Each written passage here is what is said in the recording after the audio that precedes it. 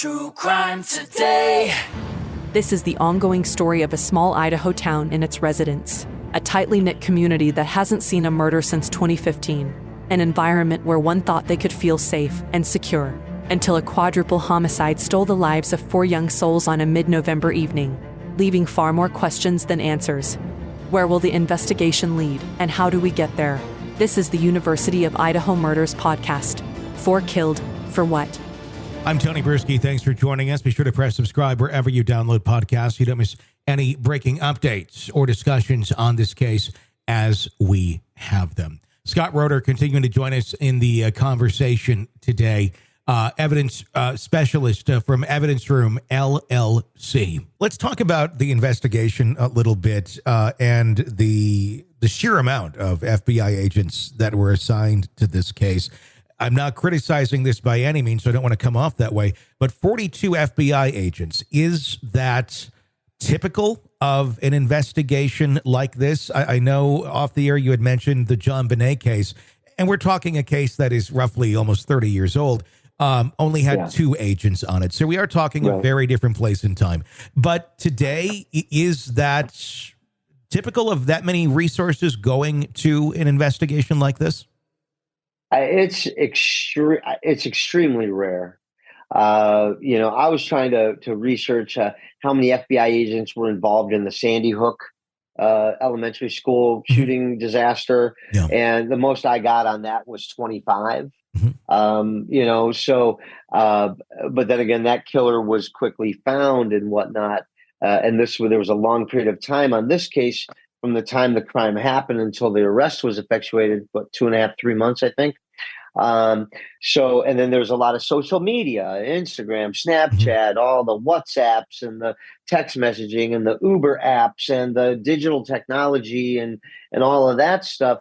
But there was, in addition to the 42 agents, 26 Idaho State Patrol officers and investigators involved, and up to 10 additional police officers from the Moscow Police Department. And if you add that up, that's pretty close to over 100 trained crime investigators. Now, mind you, this is a tragic, tragic death. These 4 beautiful children were killed for no reason of their own fault. Let me just say that, okay? Sure. But just over the weekend, we had 10 people killed in Los Angeles at a New Year's thing, and then 8 people were killed the next day at another event. I'd find it hard to believe that even 2 agents are going to be assigned to those potential cases.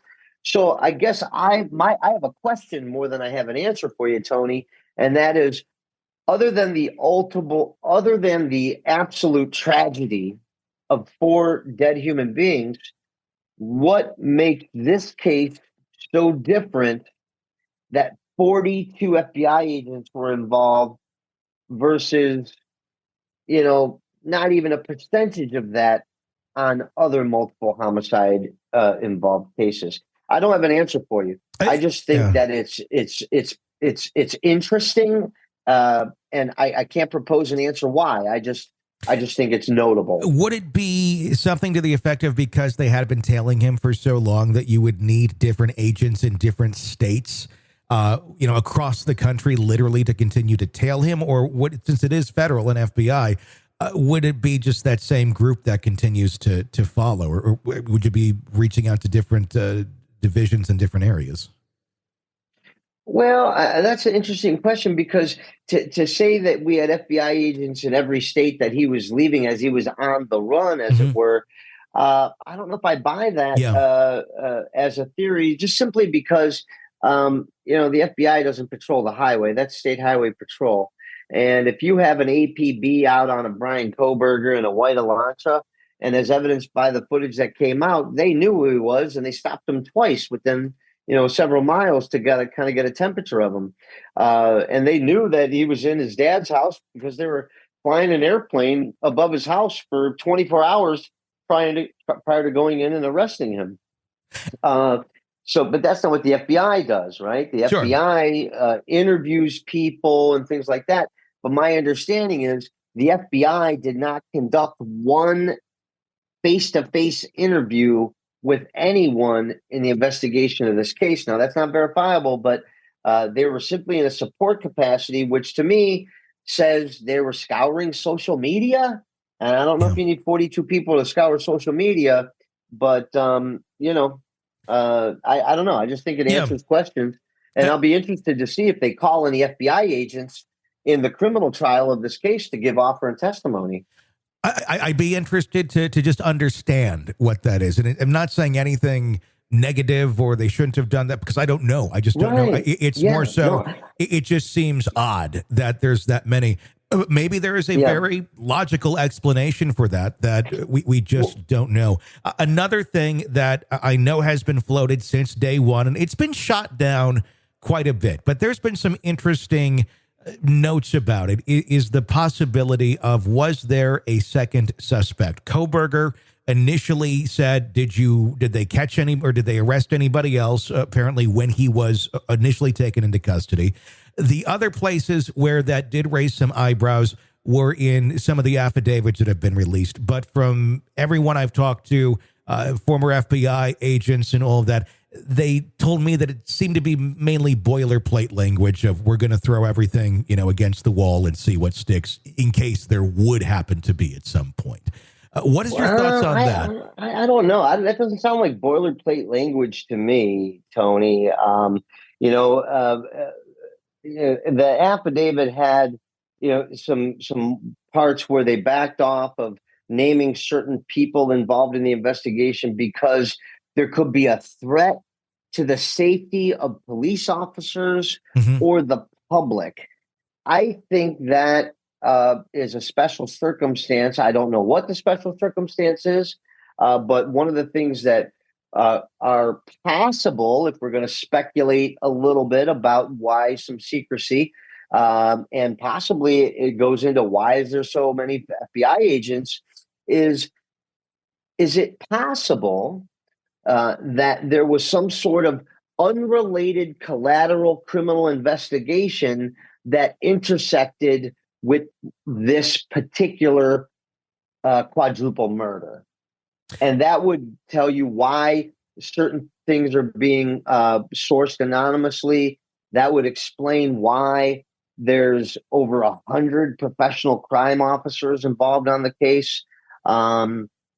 So I guess my question would be, if we're going to speculate, and I'm not putting this out there as what happened, but in my mind, and it's no fault of anyone, but if there was a collateral, unrelated criminal investigation that was already ongoing on an unrelated matter, but somehow it crossed paths with this quadruple homicide, that could be a reason for both the secrecy and the FBI 42 officers. So just hypothesizing there. Yeah, I mean, it's a hypothesis and strictly speculation. Are you saying they were already there investigating something else, and then this came about at the same time? So let's use the resources. I'll give you an example. Both places. I'll give you an example. Let's say they were. This is not. I don't want to. Let's just say I don't want to give a hypothetical, including a real person. Sure. Let's just say somebody who used to live in that house 5 years ago was a drug dealer who was trafficking heroin. And that house was targeted by the DEA as a potential for, hey, this was a drug house 5 years ago. And they still had somebody monitoring the area. Okay. That could be where it's totally unrelated, nothing wrong with these people, nothing to do with these people. Or maybe it was next door to a house that was under investigation for another matter. Something like that, where you have an area that's being watched for other kinds of crimes, and then this crime kind of stumbles into your scene.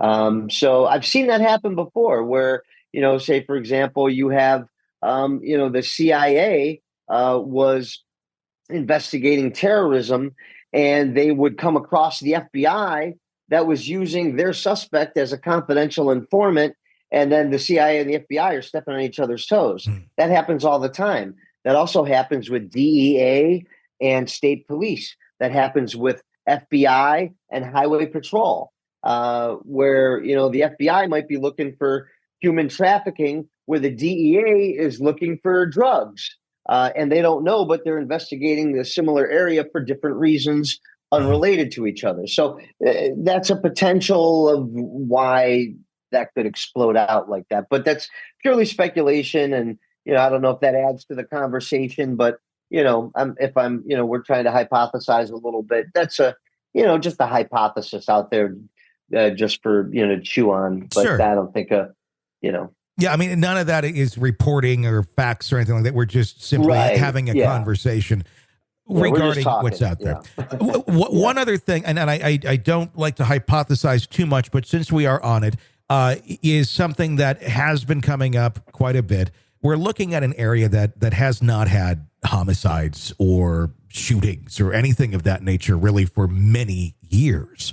And to have the Pullman, Washington shooting, where the authorities took down another suspect in an unrelated matters just a few days after this, even mentioned in the car by Bryan Kohberger and his father when they were pulled over by the highway patrol.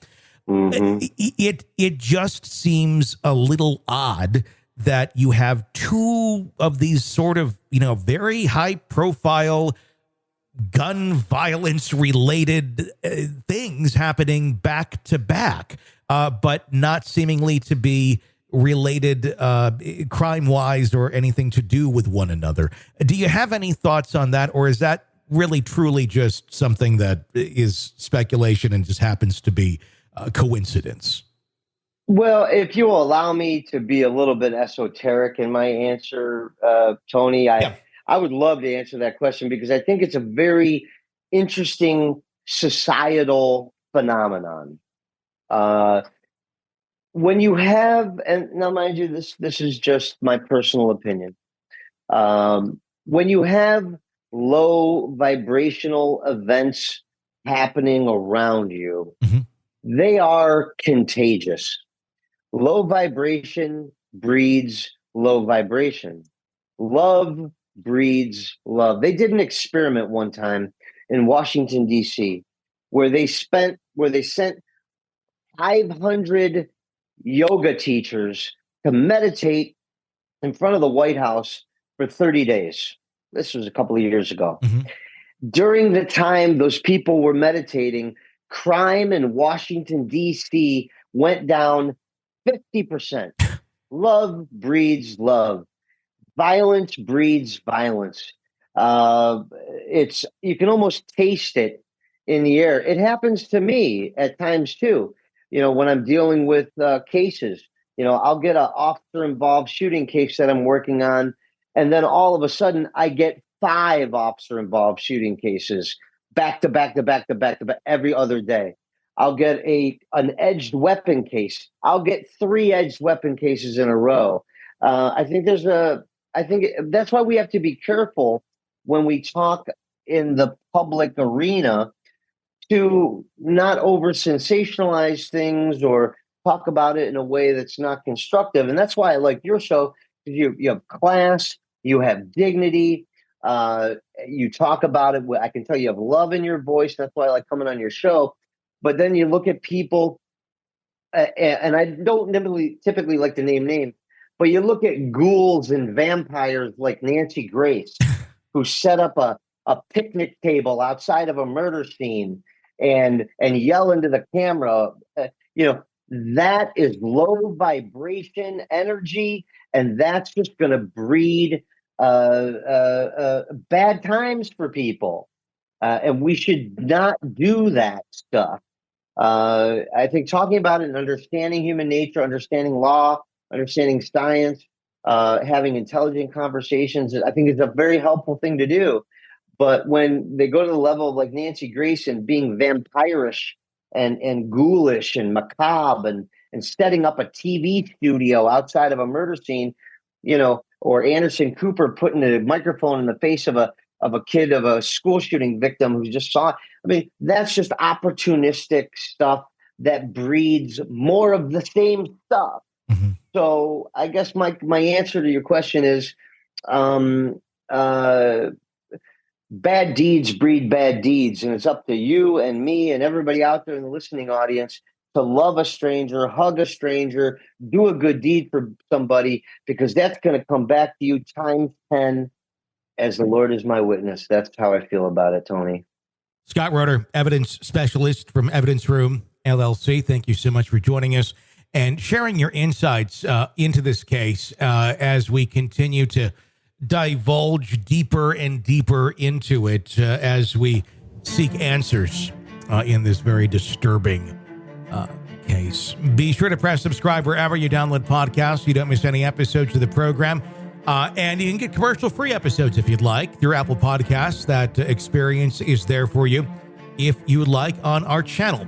My name is Tony Bruschi. You can follow me on Twitter at TonyBPod. Until next time, for all of us here at True Crime Today, thanks for listening.